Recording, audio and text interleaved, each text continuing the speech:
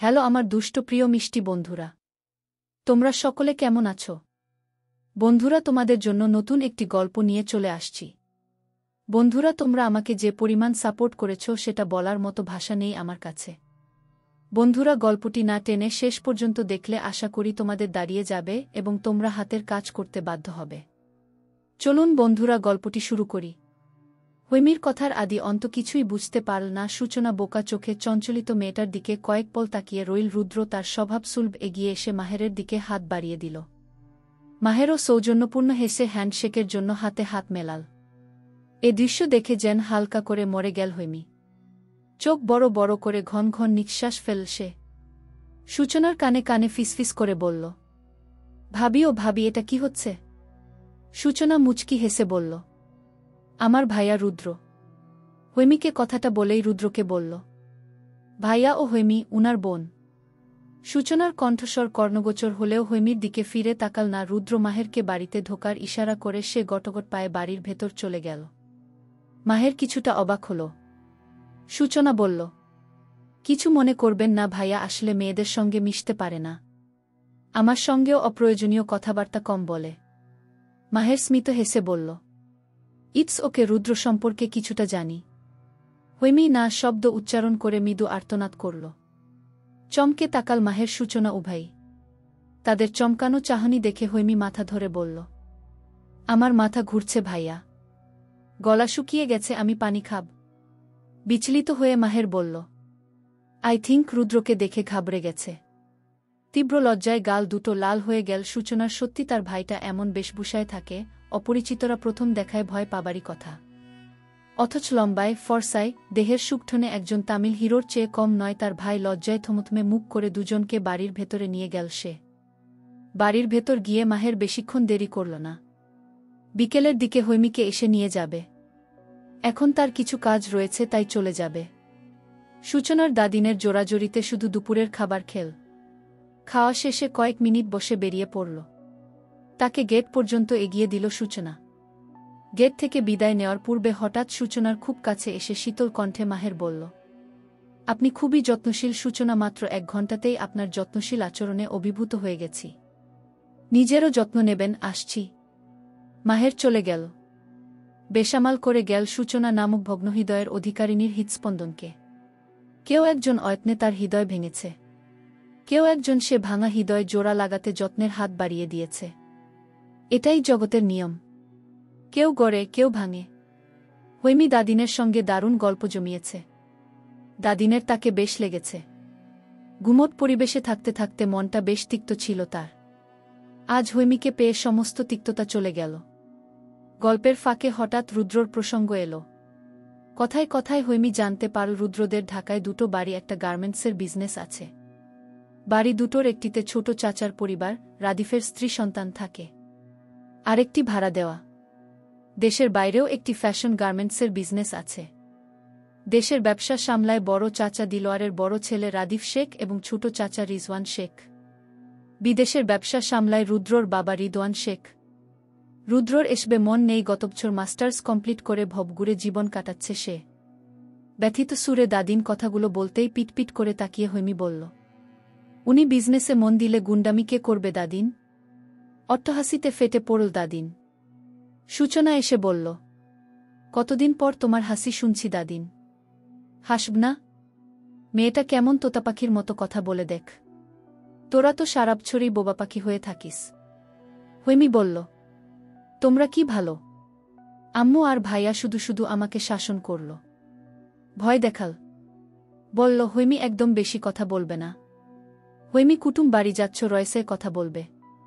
হৈমী, আমি যেন না শুনি, ও বাড়িতে তোমার বাচালতার জন্য মন্দ কথা হয়েছে। উফ, পাগল করে দিয়েছিল দুজন মিলে। তুমিই বলো ভাবি, তুমিই বলো দাদিন। এই যা। জিভ কেটে পুনরায় বলল, আম্মু ভাইয়া দুজনই তোমাদেরকে আপনি সম্বোধন করতে বলেছে। কিন্তু আমি তো সবাইকে আপনি বলতে পারি না, শুধু যারা সম্পর্কে দুলাভাই হয় আর একদম অপরিচিত হয় তাদের আপনি করে বলি। আমার গুন্ডা বেয়াইকেও আপনি বলতে পারব। তোমাদের তুমি বললে মাইন্ড করবে? ভাববে ইস মেয়েটা কি বেয়াদব, ম্যানারলেস। সূচনা এসে তার পাশে বসল, আলতোভাবে গাল টিপে দিয়ে বলল, একদম ওসব ভাবব না, তুমি করেই বলো। শুধু ভাইয়াকে আপনি বলো, সে খুব রাগী মানুষ তো। দাদিনও সম্মতি দিল। বলল, তুমি বড় মিশুক মেয়ে, তোমার কথায় ভিমরি খাওয়া যায়, রাগ করা যায় না। কিন্তু ওই আমাদের কপালের দোষ, অকারণেই রেগে যায় নাতিটা। হৈমি ভীষণ সিরিয়াস হয়ে বসল। ফিসফিস কণ্ঠে বলল, আমার কাছে একটা ওষুধ আছে রাগ কমানোর। সূচনা বলল, কি? বেআইমশাইকে বিয়ে করিয়ে বউ নিয়ে এসো। বউ কিন্তু আমার মতো সুন্দরী, কিউটের ডিব্বা হতে হবে। রোজ সকালে ঘুম থেকে ওঠে কিউটনেসে ভরা বউয়ের মুখ দেখবে, আবার ঘুমাতে যাওয়ার আগে দেখবে। ব্যাস, রাগ কমে পানি হয়ে যাবে। খিলখিল করে হাসতে লাগল হৈমি। তার কথা শুনে প্রথমে হকচকিয়ে গেলেও পরে সূচনাও হেসে ফেল। দাদিম ভ্রুকুচকে ভাবুক কণ্ঠে বলল, ওষুধটা মন্দ না। এমন গুরুত্বপূর্ণ একটা কথাত আমার মাথায় আসেনি। হৈমিকে পুরো বাড়ি ঘুরে ঘুরে দেখাল সূচনা। ঘুরতে ঘুরতে হৈমি তার ছোটবেলার গল্প করল। আম্মু ভাইয়ের সম্পর্কে অনেক অজানা কথাও জানাল। মাহেরের সম্পর্কে অনেক কিছুই জানো সূচনা, যা কেবল তাকে ভালোলাগা উপহার দিল। অনুভব করল তার মনের বিষাদ অনুভূতি অনেকটাই কমে এসেছে। কেমন অদ্ভুত নতুন অনুভূতিতে হৃদয় সিক্ত হচ্ছে। হঠাৎ হৈমি তার হাত ধরল, বলল, ভাবি তোমার শাড়ি আছে? সূচনা মাথা নাড়িয়ে হ্যাঁ বলল। হৈমি আনন্দিত হয়ে বলল, আমি শাড়ি পরব। তুমি তোমার ফোনে সুন্দর করে ছবি তুলে দেবে আমায়। আমার পার্সোনাল ফোন নেই, আম্মুর হোয়াটসঅ্যাপ নাম্বার দিয়ে যাব। ছবিগুলো দিয়ে দিবে কেমন? সূচনা মাথা দুলিয়ে হাসল, মনে মনে বলল, ভাই বোনে আকাশপাতাল পার্থক্য থাকলেও মনের দিকে দুজনই অনন্য। মাহের যেমন ভীষণ ম্যাচিওর, হৈমি তেমন ভীষণ ইম্যাচিওর। হৈমিকে শাড়ি পরিয়ে সাজানোর পর মুগ্ধ হয়ে গেল সূচনা। চিবুক ছুঁয়ে অভিভূত কণ্ঠে বলল, একদম পুতুলের মতো লাগছে। হৈমি নিজের প্রশংসা শুনতে যেমন খুবই ভালোবাসে, তেমনি নিজের প্রশংসা নিজে করতেও ভালোবাসে। তাই বলল, আমি জানতাম তুমি ঠিক এটাই বলবে। আম্মু থাকলে সেও সেম কথা বলতো। আচ্ছা, বেআইমশাই আমাকে এভাবে দেখে নিশ্চয়ই রেগে থাকতে পারবে না। আমাকে তার কাছে নিয়ে চলো। আতকে ওঠো সূচনা। বড় বড় করে তাকিয়ে বলল, একদম না হৈমি ভাইয়া ভীষণ রাগী। আমার আরও ছোট ছোট ভাই আছে, কাজিন ব্রাদার, ওদের সঙ্গে আলাপ করিয়ে দেব। তোমার যত মজা ওদের সঙ্গে করো, কিন্তু ভাইয়া না। ঠোঁট ফুলিয়ে বসে রইল হৈমি। বিড়বিড় করে বলল, আমার তো গুন্ডাটাকেই চাই। সূচনা মোবাইল এনে হৈমির গুটিকয়েক ছবি তুলল। মাঝপথে মাহের কল করায় ছবি তোলায় বাধা পড়ল। হৈমি শাড়ি পরেছে শুনতেই রেগে গেল মাহের। তাকে শান্ত করল সূচনা। আকাশে মেঘ গুড়গুড় করছে। দুপুরের কড়া রোদ সময়ের তালে তালে মিলিয়ে গেছে। হিমশীতল হাওয়া বইছে চারিদিকে, এই বৃষ্টি নামুল বলে। ফোনে ব্যস্ত সূচনাকে রেখে বেরিয়ে গেল হৈমি। বৃষ্টি নামবে, তাকে ভিজতে হবে। নতুন বাড়ি, নতুন শাড়ি, নতুন ছাদ, রোমান্টিক ওয়েদার পুরো জমে যাবে। শাড়ি জড়ানো, বৃষ্টি মাখানো বিকেল উপভোগ করতে হবে। তার একটি স্বভাব হচ্ছে, যখন যা ইচ্ছে হবে তাই করবে। মাঝরাতে ঘুরতে ইচ্ছে করলে ছাদে চলে যাবে, কিছুক্ষণ আপনমনে ঘোরাঘুরি করার পর মনে হবে ছাদের পাশের আম গাছটায় ভুট্টুত জাতীয় কিছু একটা আছে। মনে হওয়া মাত্র দৌড়ে নিচে নামবে, সিঁড়ি বেয়ে নামতে গিয়ে কখনো হোঁচ খেয়ে পড়ে যাবে। কান্নাকাটি করে আম্মু ভাইয়ের ঘুম ভাঙিয়ে বকা খাবে বিরতিহীন। ভরদুপুরে সাইকেল নিয়ে শহরে বের হতে ইচ্ছে করবে। রোদে পুরে শহর ঘুরে লাল টকটকে হয়ে বাড়ি ফিরবে, সন্ধ্যা নামতেই জ্বর ঠান্ডায় একাকার অবস্থা। রাত বিরেতে হুটহাট আইসক্রিম খেতে মন চাবে। বাড়িতে থাকলেও খাবে না, লুকিয়ে চুরিয়ে বের হবে। দোকান খোলা থাকুক বা না থাকুক, সে আইসক্রিম খাবেই। প্রয়োজনে দোকানির বাড়ি গিয়ে হামলা করবে। দোকানি মনে মনে তাকে গালমন্দ করবে। আইসক্রিম নিয়ে ফেরার পথে সে বলবে, মামা আপনি যে মনে মনে আমাকে গালি দিয়েছেন, এতে আমি একটুও মাইন্ড করিনি। মামা হতভম্ব হয়ে তাকাবে, সে খিলখিল করে হাসতে হাসতে সাইকেল টান দেবে। এরকম আরও অসংখ্য ইচ্ছে হুটহাট মনে জাগে, সকল ইচ্ছে পূরণ করে সে। তার জীবনের একমাত্র শখ নিজের ইচ্ছেগুলোকে পূর্ণতা দেওয়া। এমন স্বভাব লোকের কাছে বদ অভ্যাস হলেও তার কাছে উত্তম অভ্যাস বলে মনে হয়। তার ভাষ্যমতে প্রত্যেকটা মানুষেরই নিজের ইচ্ছেকে প্রাধান্য দেওয়া উচিত, লোকের কথাকে নয়।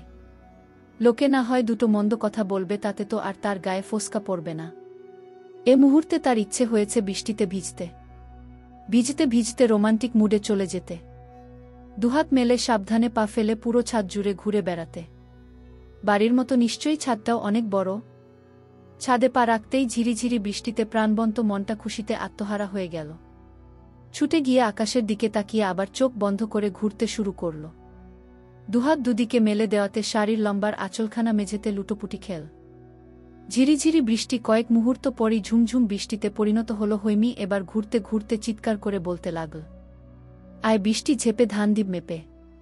বাকিটুকু বলার পূর্বেই আছলে পা আটকে ধপাস করে মেঝেতে পড়ে গেল। কোমরে লাগল খুব, এমন সময় চোখ গেল ডান পাশের কোণার দিকে।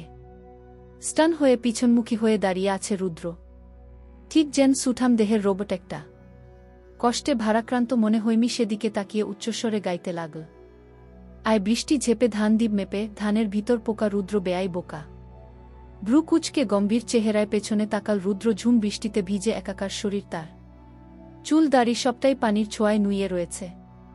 সিগারেটে পোড়া গোলাপি ঠোঁট জোড়া বৃষ্টির ছোঁয়ায় ভীষণ স্নিগ্ধ লাগছে। সেদিকে তাকিয়ে হৈমি বলল, বোকা না হলে কি আর অমন সুন্দর ঠোঁট দুটো জঙ্গলের ভেতরে লুকিয়ে রাখে কেউ? কান দুটো গরম হয়ে গেল রুদ্রর।